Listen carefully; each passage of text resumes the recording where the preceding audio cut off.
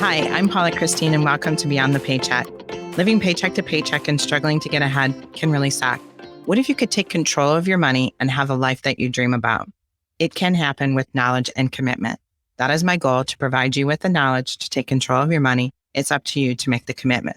So last week, we talked to Diane Winner, who's a certified financial planner with LPL, about what a Roth IRA is. So I've asked her to come back today and talk about what a traditional IRA is and what are the differences. So welcome, Diane. Thank you, Paula, and thank you for inviting me back. You had a lot of valuable information last week, so perfect for you to come back and talk about what is a traditional IRA. So a traditional IRA is an individual retirement account that grows tax deferred and is 100% taxable to you at the age of 59 and a half.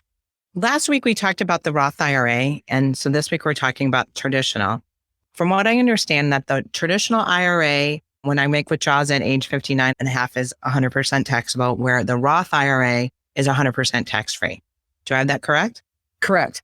So what is the major benefit then of the traditional IRA? The major benefit of a traditional IRA, it reduces your taxable income today. So if I'm just going to throw out a quick number here. So if my income is $20,000 and I put $2,000 into my IRA, then I'm going to be taxed on $18,000. Correct. Perfect. So do I have any contribution limits? Can I put in as much as I want? No, your contribution limits are very similar to the Roth IRA. You can only put in $6,000 on an annual basis. If you're over 50, you can have a catch up of $1,000. So if I'm over 50, then I can put $7,000 in. Correct. And I am over 50.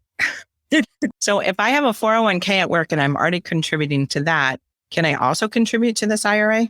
Depends on where your taxable income is and your filing status. So if you have too much earned income, you cannot contribute to a traditional IRA. So what is a filing tax status? Married or single. Okay. Are there any other rules that I need to know about? Yes. So a traditional IRA is meant for withdrawals after the age of 59 and a half. If you take withdrawals prior to 59 and a half, you will have a 10% penalty on the money that you withdraw. Plus, you'll pay taxes on everything that comes out of the IRA.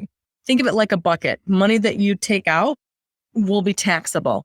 Also, with a traditional IRA, because it's meant for retirement and because money that you put into your traditional IRA reduced your taxable income, at some point you have to pay taxes on it. Uncle Sam will require you to take some kind of required minimum distribution by the time you're 72. Doesn't mean you have to have it emptied out by the time you're 72. You just have to start making some kind of withdrawal. So that I understand this correctly, if I put money in, I'm able to access my money without any penalty at 59 and a half. When I do take the money out, it is taxable to me.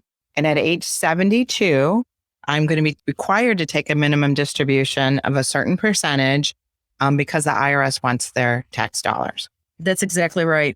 In the Roth, we talked about other things that we could use the money for prior to retirement. Can I do that with the traditional? You can. So disability is one of those areas that if you have total and permanent disability, you can withdraw money from your traditional IRA. Again, that first-time home buyer, up to $10,000. If you inherit a traditional IRA, there's no penalty for that. And Roth IRA conversions. So if you convert money from your traditional IRA to the Roth, there's no penalty for that, but all of those will have taxable income. You can get a whole list because there's a couple other pieces directly from the IRS website.